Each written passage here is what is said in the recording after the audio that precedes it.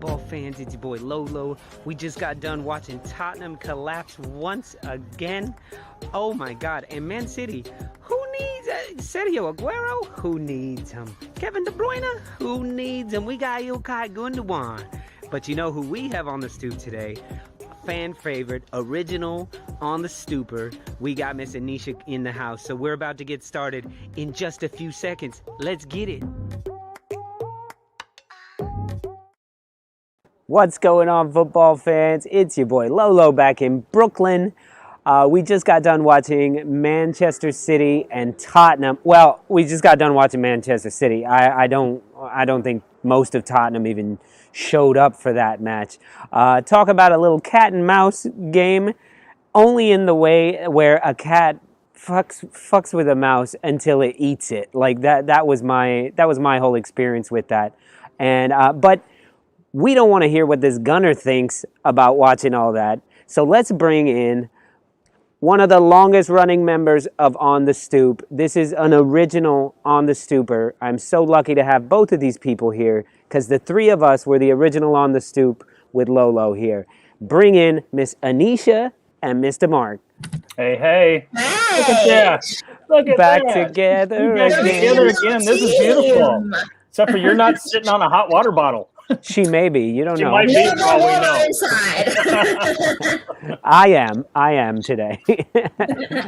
Freezing my butt off. Aneesha, it's so good to see you. I know it's weird that you refused to be on the show until your team was securely in top spot, first place. I feel it was a rocky first half of the season, and you know me, I like to be out on top. I like to be boasting my wares. So now that we're a bit more secure, I'm back, guys. Yay. He's done. Back and looking good. She's back. She's back with a big smile on her face. I remember, but the last time we had you on here, I said City's going to win the league. City is the only. It's the only team. You guys were in a bad run, and you were right there in it with multiple games in hand. And I was like, we need to be careful. Nobody's talking about Manchester City, and they're playing terrible and winning. And they don't have Aguero. And then Kevin De Bruyne, then you guys start, of course, doing what City does. And then Kevin De Bruyne goes down. And Ilkay Gundogan is like, I'll do it. Mm-hmm. Dude has more goals in 2021 than most teams. Unbelievable. That dude, his goal today was just class. Just the touch. Broke those ankles.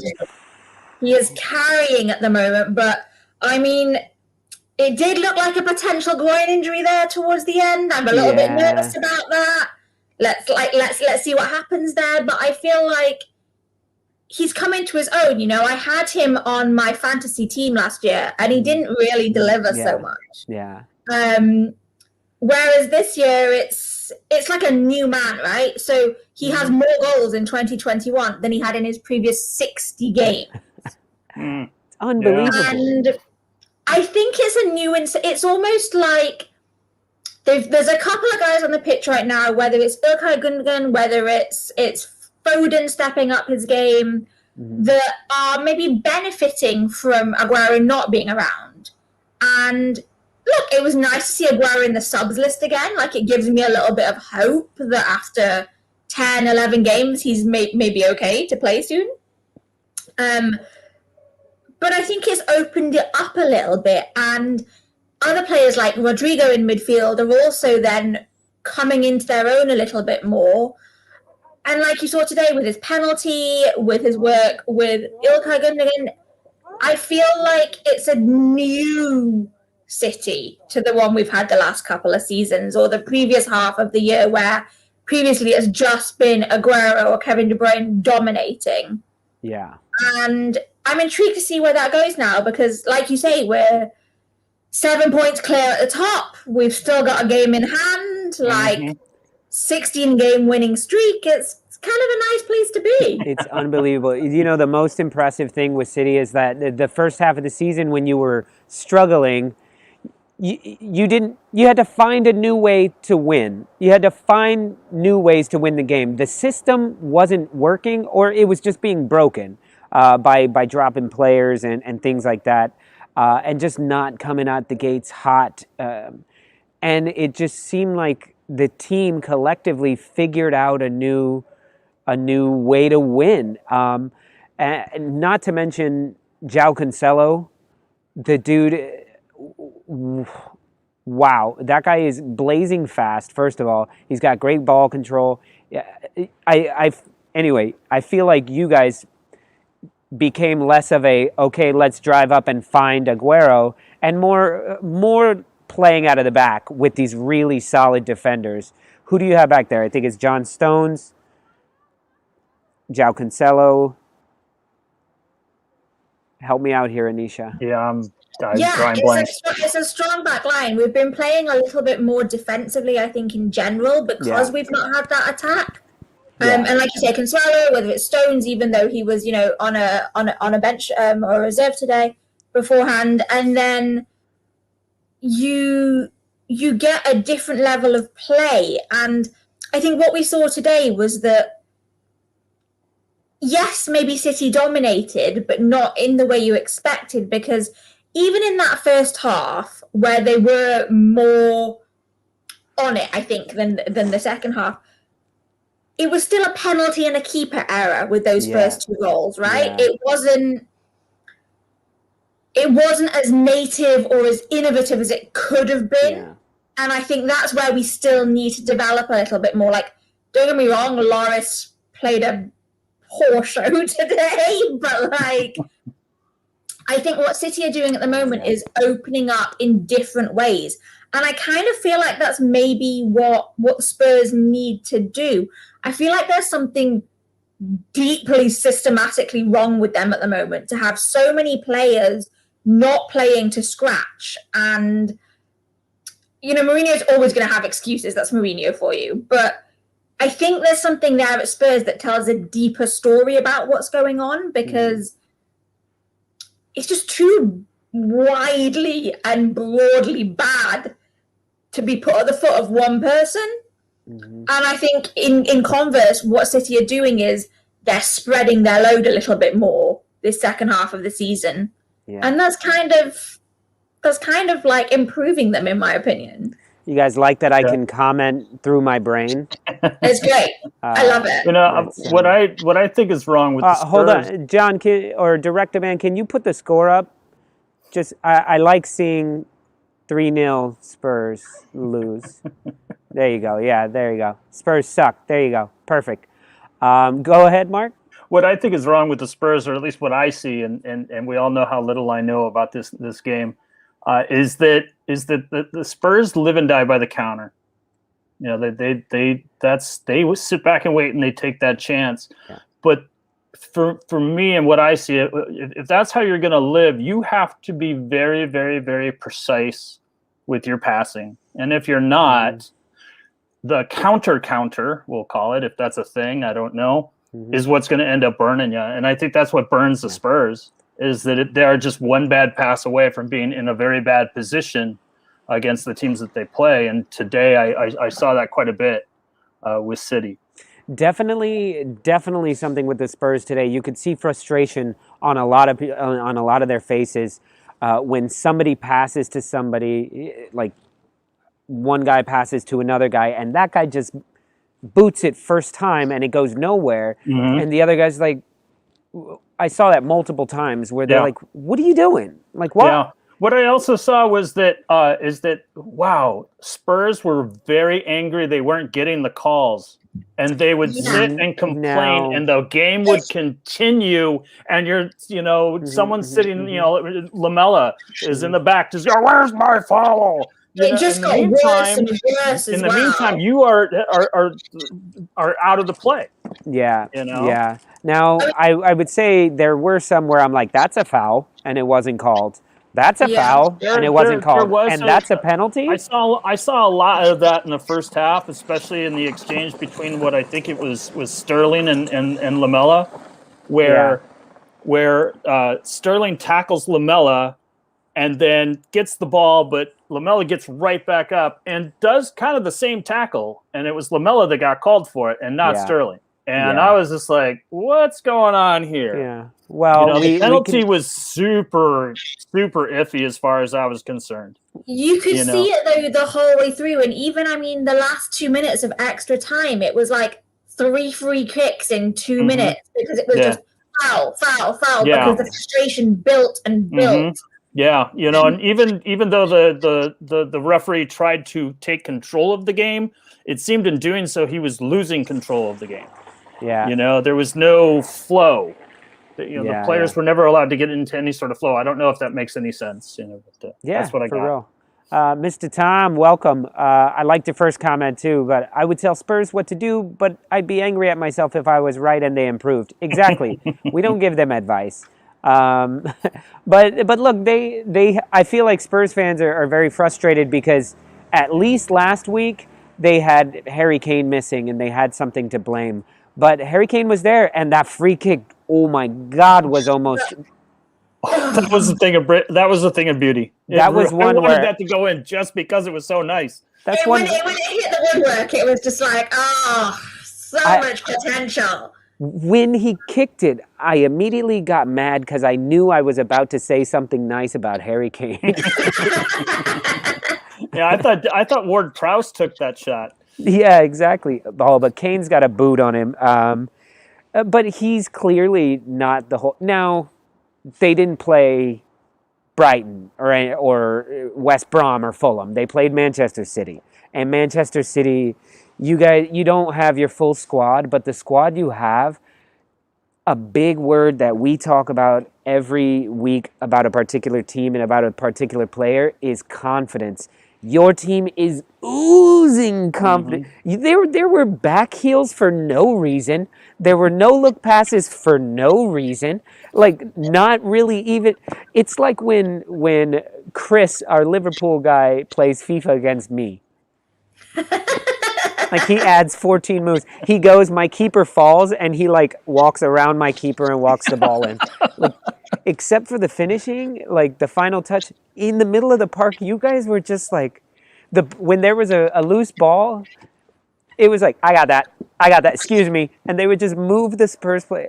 Confident. It was the defense. It was the defense that they were facing. Like you said, the Stones, Consuelo, Laporte, Zinchenko, that combination of how they play. Diaz was on the bench. Oh, Diaz was on the bench. Yeah. The combination of how they play is, I think, where our strength lies at the moment. It was fantastic. And so, I mean, you've got the likes of Phil Foden and Ilkay Gundogan, both in really good form right now and having a lot of fun. But I want to talk to you about the one thing that your team does not have the best record at, and that is actually taking the penalties. To the point that Ederson was walking up to take that penalty. And Mr. Ilkay Gundogan, who can do nothing wrong except take penalties. It's just crazy. And Ederson got very close, and I think it was Bernardo. Rodrigo. No. Somebody went up to him and was like, "Oh, go back." I think it was Bernardo Silva. It was Bernardo Silva. Yeah. It was just a funny thing because he's like, what? And even the commentators were saying he is probably their best penalty taker. I think he's, and it's awful, isn't it, that your goalkeeper is your best hope a penalty. But look, I've said it before, and I've said it for years. City are one of these teams where when they're winning, they win better. When they're losing, they get into this mind frame where they're like, we're done, we're lost. And I think that's one of the reasons why penalties aren't our forte. I feel like a penalty is that same level of pressure as the losing. I don't really know how to better explain it other than, they get into their groove when they're playing.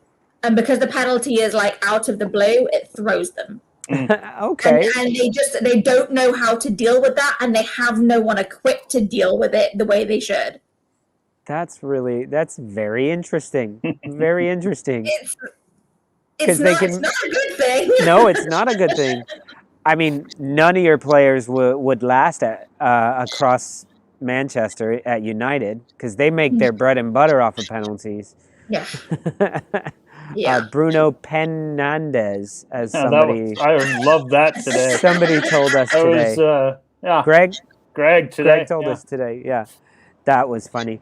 Okay, what else did you take away from the match, Mark or Aneesha? You know, you had mentioned that that there's a saying, it's like oozing with confidence, and I would like to use a phrase that is used in American sports, whether it be American football or basketball, where you have a team that is experiencing a string of injuries like City has, and other teams have, but don't have the ability that City does, where it's next man up.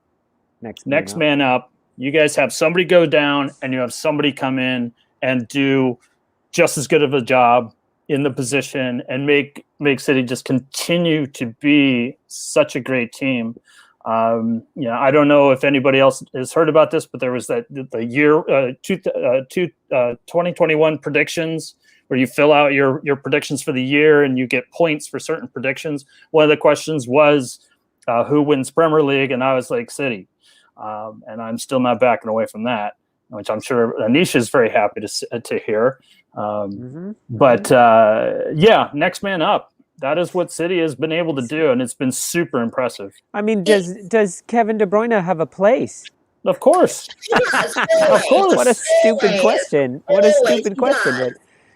But I think it's and I hate making this similarity, but it's the only way I can think of it as. It's a pipeline, right? So you know how you say next man up? It's the same way Alex Ferguson used to strategize so that he would focus on his under 21s or his under 18s, so that he always had that churn, so that by the time they got up there, he had a solid pipeline of players, right? And you saw it back all the way from like the class of 92, and it was part of his strategy, even when he was working up in Scotland. And I kind of think he's a very, very different coach, but I kind of think Pep's taken an element of that because he's had to. Not because that's how he coaches, but because with the level of injury we've been experiencing and the level of churn we've been experiencing, he's had to pivot the way that he coaches. And he's now started to coach pipeline. And it's a different strategy, but I think it's paying off. yeah. I mean, clearly, if you were to tell any City fan, okay, you're going to go 5 games without Kevin De Bruyne and Sergio Aguero at the same time, or you're going to play the majority of the season without Sergio Aguero, either one of these things. You'd been in a blind panic a year and a half ago. But it's just like you guys are getting better. And that's where I go to, you're finding new ways to win. You're finding new ways to work it out. It's I'm excited to see how it develops further, to be honest with you. Like, it's not... Yeah. I think it's kind of uncharted territory. Yeah. Mr. Tom says, I'm not particularly looking forward to Leeds having to go to Man City. It could get ugly for the scoreboard operator. Yes. Yes, it definitely could, because... There is. You guys do like to play. That's what's fun about watching Man City, is you're not one of these teams that wins the league by by winning 1-0, 1-0, 1-0. You guys kind of fucking go for it, and it's fun to watch. And I just think teams aren't really ready for it. Like they're expecting, you're the big boys. They're expecting you to come at them. But with the amount of flair and fun that it looks like you guys are having, it throws people off. So against Leeds United, because Bielsa's not going to sit back. For me, it's almost just as much of a derby for me as the United one because of where I live. So I live equidistant between sort of where the City Stadium is and where the Leeds Stadium is. Oh, wow. So I'm like right placed between the two. The United Stadium is like the very opposite end of Manchester to me. And so for me, you drive 10 minutes, 15 minutes down the road, and there's a lot of Leeds fans. Yeah. And so actually, because we're on that border with Yorkshire where I live, it's going to be a good game. It's going to be a fun game because you have that rivalry the same way you would with a derby. Yeah. I'm intrigued to see how it pans out. I think Leeds have done so much better on promotion than anyone really expected this season. Yeah, for real. So with City playing in a different way, I want to see that. I want to see how that pans out. Yeah. That's really cool. I didn't know you were that close to there. But also, it's crazy. Leeds have only drawn twice this season. They either win or lose. That's the stat that I just can't get over. And they drew against Arsenal and Man City. And I know Pep and Bielsa have a connection there as well. So they're good friends, supposedly. I know Pep thinks the world of Bielsa. So that'll be good. I don't even know when that is. And of course, somehow we always get sidetracked to talking about Leeds, because Leeds is always... We can have 6 fans watching, but pretty much all of them are Leeds fans. They're all Leeds fans. At the beginning, everything was going well and thought they had Gareth Bale to come in, but Bale didn't happen. If Leeds get lucky tomorrow, we could be right behind them. What does it feel like to be Gareth Bale? You're brought in at like the 75th minute. You're down 3-0. It's almost as if Jose took a hornet's nest and said, "Here you go. Take this with you." You know, and the same thing with like Dele Alli coming in just like a few minutes earlier. How insulting! No, I think Gareth Bale was pushed on Mourinho. I don't think Mourinho particularly wanted him. And then we said this in a show where the Chelsea Spurs review. It's got to be something with Gareth Bale. He's got to be a dick or lazy or something, because this is the same exact thing that happened at Real Madrid. I would say the Spurs fan base really wanted him. Everybody that I knew that were Spurs fans were super excited to get Gareth Bale, and that's what I'm saying. Mourinho's like, okay, fine, we'll sell some jerseys, but he clearly doesn't. Like, he's thinking about golfing. He just golfs. That's all he cares about. He wants to golf. So, but yeah, he checks his bank account. He's loving life, and he knows he's going to play for Wales. So yeah, I mean, he'll have that with anything. But to me, it was more of a sin to keep Dele Alli back than it was to keep Bale back. I think Dele Alli could have brought more to the game than coming on as a substitute in like the 72nd minute or whatever it was they brought him on. Yeah. Well, Pep, I'm surprised he didn't use all of his subs at halftime. Like, it was, they were just being overrun. Everyone was being overrun. I think there was a great shot of one of the defenders on the Ilkay Gundogan goal where he's face first in the ground. In the pitch, like it was the second goal. The second goal, the move that Gundogan makes, and he's like, oh, and then face flat into the pitch. It was fantastic. I think it was Sanchez. Yeah, Davison Sanchez, who just, like, I'm sure it's a meme already. Like, his face planted firmly in the pitch. Yeah. And that's how Tottenham looked as a whole. Like, they all just looked bad. But I see what you're saying about you guys could have done better. Yeah. Because they were that bad. Yes. So, it was a combination of Spurs really being that bad, and also, I don't know, like, if City are going to play this new way, if they're going to be that little bit more innovative, if they're going to take advantage of not having these bigger names that they've previously had, I want to be seeing more from them in terms of attack. And I've been saying this since the start of the season.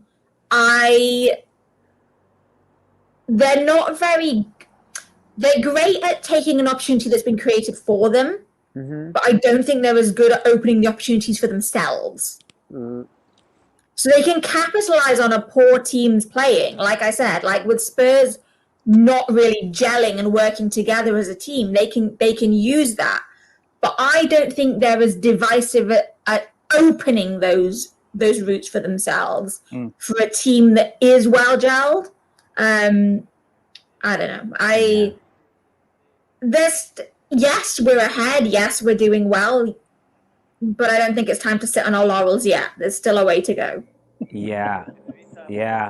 Uh, we'll see. It has been the craziest Premier League season that I've definitely ever seen. So anything can happen. I mean, in all honesty, anything can happen. I think you guys were given one of your toughest matches was like Sheffield United the other day, a couple weeks ago. So, like, for real, anything can happen. Any team can catch fire, and any team can be put out of fire in this crazy league. Now, do I think you guys are going to win it? I thought you were going to win it when you were like 7th place. But the real question we need to ask, the person who needs to answer the question, is the Magic 8 Ball. So, Aneesha, I need you to ask the Magic 8 Ball. You can ask whatever question, but I think you should ask if City's going to win the league. Yeah, okay. But you can ask whatever you want. Magic 8 Ball, will City win the league this year? Oh, Magic 8 Ball of the Premier League. Magic 8 Ball that predicted Frank Lampard would be sacked. Magic 8 Ball that predicts a hangover from last night. Don't count on it. Ooh. See, this is what I'm saying. I think the Magic 8 Ball is wrong. Can you see it?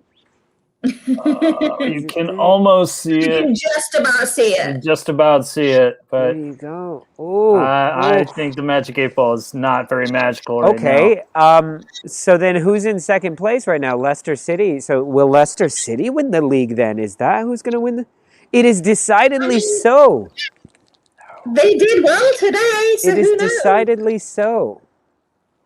Wow. Did they do well, or was just Liverpool just Wow. pretty terrible today? Yeah. I don't know if you Jesus. watched the match, but or didn't if you watch the game. watched our last didn't show watch the game. where I admonished Allison for being so terrible. Yeah. His just that whatever that mistake was that gave up the second goal to Vardy was just ridiculous. He jumped so far out of the box. It's like, no, stay where you belong. I think Vardy is Leicester's weapon, right? So who knows where he's going to take him this season? And it's just 7 points. There's everything to play still. Yeah. Wow. Who knew the Magic 8 Ball was a Leicester supporter? But let's ask it the question that I care most about right now. And will there be a St. Tottenham's Day this year? Will Arsenal finish over those dirty Spurs? Straight up, yes. Like it does. It's kind of.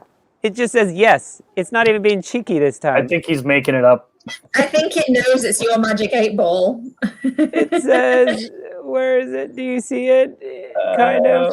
We're trying to. I think I've turned It's a it. little It says sketchy. yes. So you know what? Don't give the top of the league the Spurs up. Well, this seems like it was so long ago. Don't care if you're at top of the league. You cursed them, Lolo. I loved it. That was just for you, Aneesha. I know you love my dancing skills. Oh, wow. Okay, well, it's been fun talking to you. Do you have anything else? I've been asking people where they think their team is going to end up, but I mean, should I force you to jinx your team? So we'll start with Mark. I think City's going to finish top of the league. Mark, I as well. All right, I Aneesha, said a couple of times, and even put down to paper about a month and a half ago. right. It's just a matter of how much they do, and honestly, it seems like it's quite the magical season for City. Yeah. Oh, we didn't even talk about the potential quadruple that's on the table. You guys could possibly do the quadruple. Champions League, FA Cup, League Cup, and the Premier League. What do you think about that? We've said that before. Mm-hmm. Yeah, Mr. Tom, I sent it to him. It really pissed him off. Look, I think Premier League is definitely feasible. I think maybe another league is feasible. The quadruple, it's a lofty ambition, and I will absolutely celebrate if it's the case. But there have been seasons before where they've said, yes, it's possible. Yes, we're going to achieve it, and we haven't. So I am not jinxing that. Well, today was a preview of one of the cup finals because you play Tottenham, right, in April, I think, for the Carabao. Carabao, yeah. Yeah. Yeah, it's For the League Carabao. Cup. So if this was any example, yeah, you'll be drinking Carabao energy. To the April game. Yeah, you'll be drinking that terrible drink that it's named after. Cannot wait. The only time that gets drunk. All right, so I'm being kicked off of the Stoop. I don't even live here, so the people kick me out. But Aneesha, it's been a blast having you back on the Stoop. Thank you guys. Great to be back. Thank you, Mark, as well. Yes, Yes, of course. we usually Cookies and cheers milk with for beer. everyone. But Anisha's pregnant, so she has. I'm gonna cheers you with some, Crystal Milk and Light. Oreos. Woo-hoo-hoo. To everybody watching, don't forget to hit that like button and share our channel with somebody that you think will like it. We're not your average just yelling at you from our bedroom or our toilet into our cell phone. We actually try to have a little fun and bring multiple different teams onto the show. So, Mr. Tom, thank you so much. We will see you tomorrow. Mr. Tom has been with us since last night. So have a good night, man. And we will see you guys tomorrow for Leeds United versus Arsenal from the Emirates. We will be from the Stoop. And yes, Mark may even have to shave my head and give me a top knot. Well, hopefully the trains are running on time. I'm going to be tuning in for that one. All right, here we go. Boom, boom. There goes my hair. All right. Why is it smoking? We'll see. We'll see. It's starting to snow right now, so I'm a little worried about tomorrow, but we'll see. And usually when it snows, Leeds United wins, so that's okay. I'll make sure that it's my razor's in good working order, nice and sharp for you. All right, guys. Great seeing you again, Aneesha. Good job, Manchester City, on winning the league. Peace, everybody. Later, Mark. Love you, Aneesha.